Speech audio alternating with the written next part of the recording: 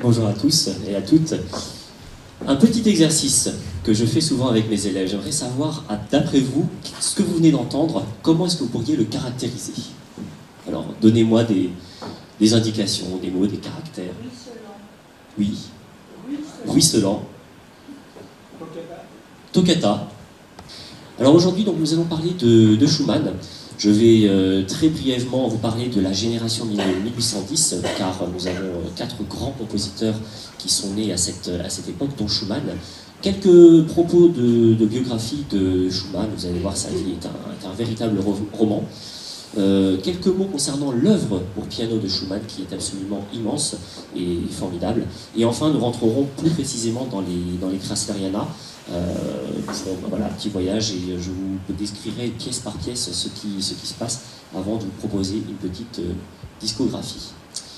Nous avons, dans cette génération de 1810, 4 grands compositeurs qui sont nés à quelques mois d'intervalle, avec en premier lieu Mendelssohn, Félix Mendelssohn, Frédéric Chopin, Franz Liszt et Robert Schumann. Ces 4 compositeurs vont se rencontrer, ils vont échanger, ils vont avoir des correspondances, mais ils vont aussi se dédier les œuvres. On sait par exemple que Schumann et Mendelssohn entretenaient une grande relation d'amitié, ainsi que Liszt et Chopin.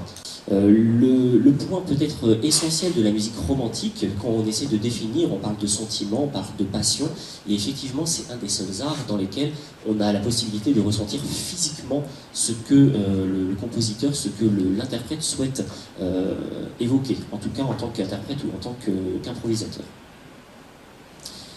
Alors, Robert Schumann.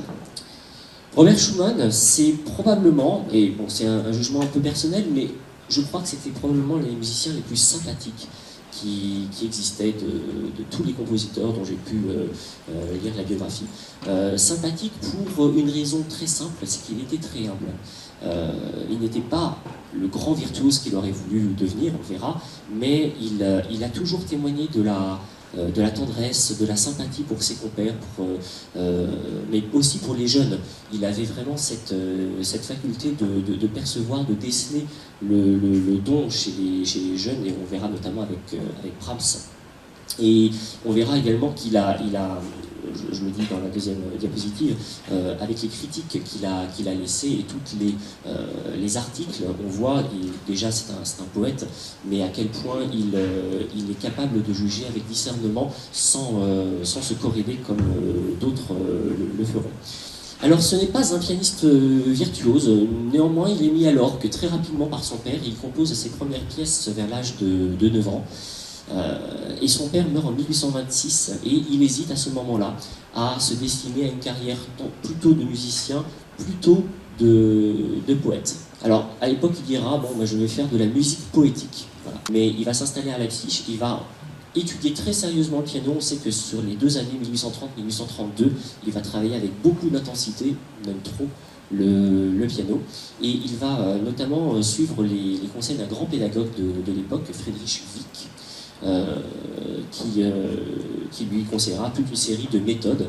Et malheureusement, parmi ces méthodes, une des méthodes consistait à travailler ses doigts de façon un petit peu, comment dire, c'était presque de l'esclavagisme des doigts. Je vais vous le montrer avec la diapositive suivante. Il va se paralyser la main. Alors on a souvent dit c'était le 2e doigt de la main droite, tantôt que c'était le 4e. Aujourd'hui on est certain, d'après les écrits de Schumann, c'est son 3e doigt, donc le majeur de la main droite, qu'il s'est paralysé. Paralysé à cause de ce genre de petits exercices de torture. Donc vous pouvez voir ce qui était préconisé, les appareils qu'on utilisait à l'époque pour, soi-disant, délier les doigts.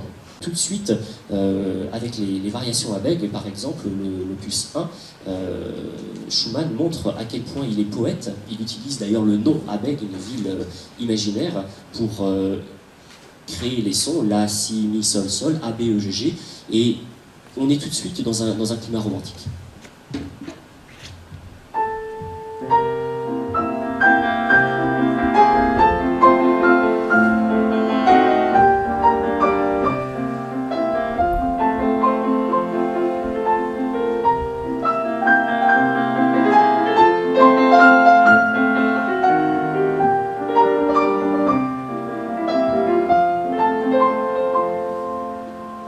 on ressent tout de suite la subtilité,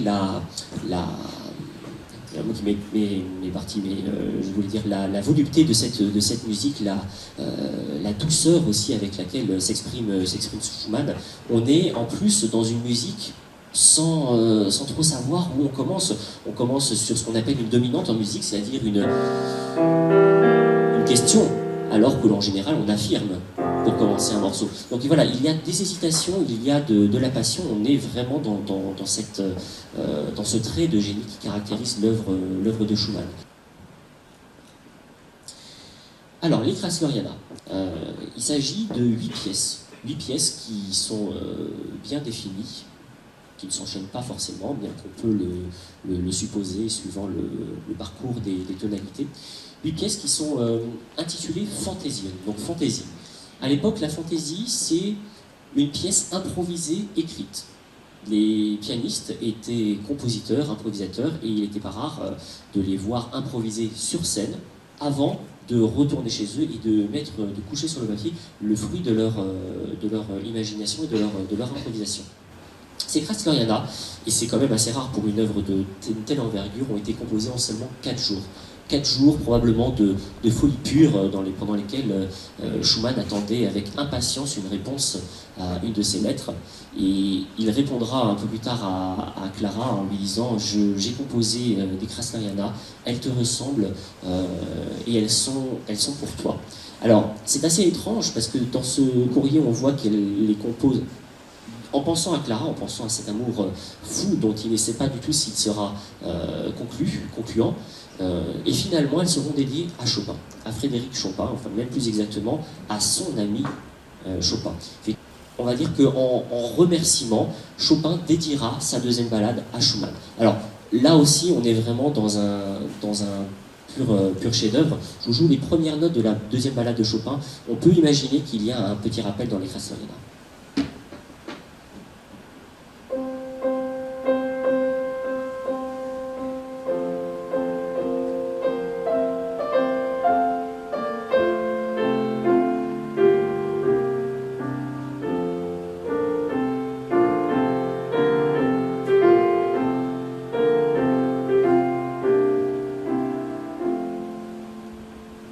Vous avez entendu cette petite formule pam, pam, pam, pam, petite sicilienne que l'on retrouve presque détournée dans une des Kreisleriana.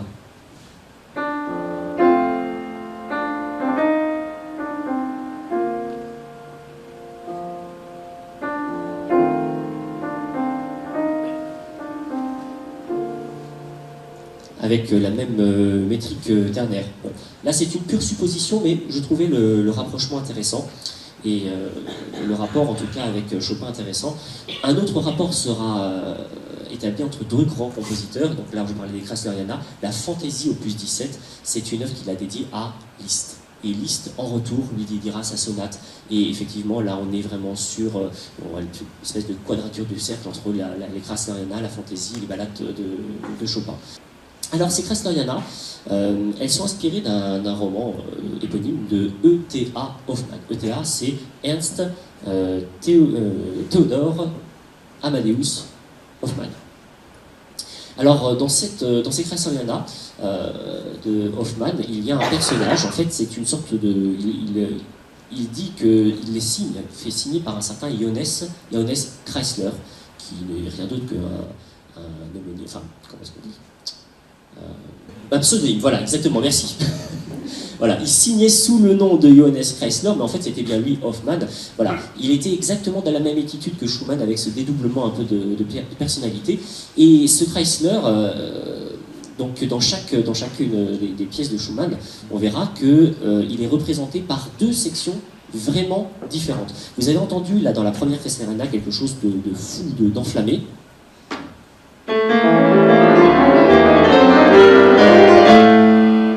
Et dans la deuxième section, vous allez entendre quelque chose de totalement différent, beaucoup plus doux, beaucoup plus rêveur.